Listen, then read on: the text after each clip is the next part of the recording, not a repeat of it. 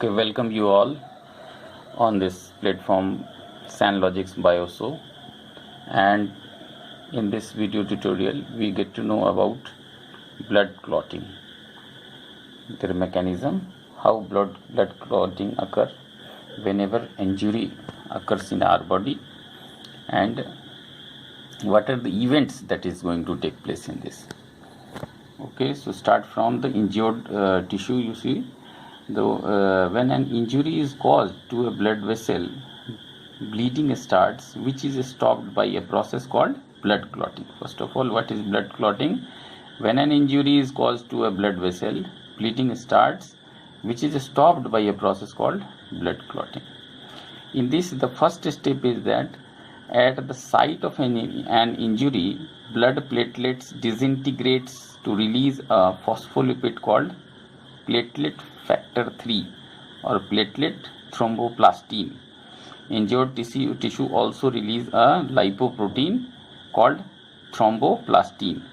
So you can see that in this injured tissue, and it is going to release a lipoprotein factor thromboplastin in the presence of calcium and certain plasma proteins of the blood.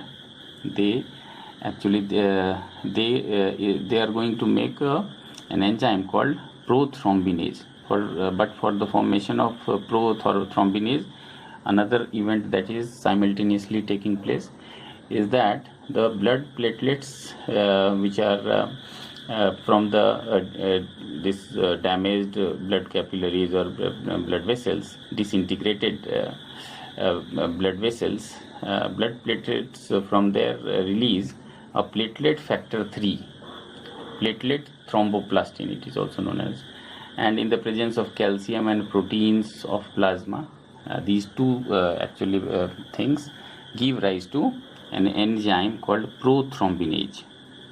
And this prothrombinase, it inactivates the heparin. Heparin is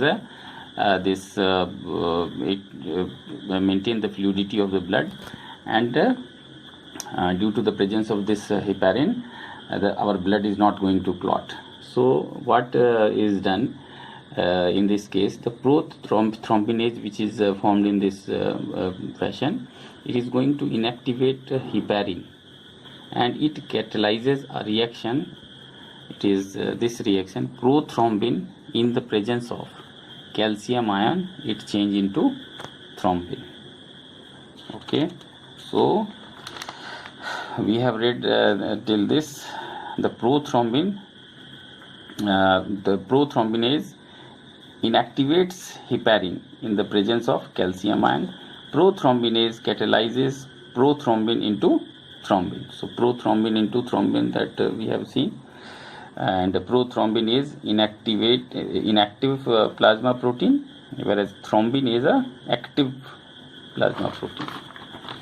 Next you see, and third step in this what you find, that thrombin acts as an enzyme, and first it brings about depolarization of fibrinogen, a soluble plasma protein, into its monomer. Later, thrombin stimulates a repolarization of these monomers into long insoluble fiber like polymers called fibrin. So you see the prothrombin in the presence of calcium ion, it changes into thrombin, and thrombin, it actually changes the fibrinogen. Fibrinogen is a plasma protein inside the blood. This protein is found. Now it is in the presence of thrombin, it is going to make a messy network of fiber called fibrin, and fibrin is going to block the this opened or damaged blood vessel or damaged body tissues. It is going to block, and fibrin along with the blood cells, it is going to create a blood clot. And for that, you see, the blood clot is going to seal the this ruptured area, and just soon after that, once the clot is formed, you see there is a oozing out. We see some pale yellow substance which is oozing out. So soon after the blood clot starts contracting and a pale yellow colored fluid, the serum starts coming out. What is serum? Serum is blood plasma minus fibrinogen and certain blood corpuscles. Okay. Now you see that in this whole process vitamin K is also very much required, and vitamin K helps in the blood clotting by actually the vitamin in what way are they going to help? This vitamin K is very much necessary for the synthesis of this prothrombin, okay, in the liver.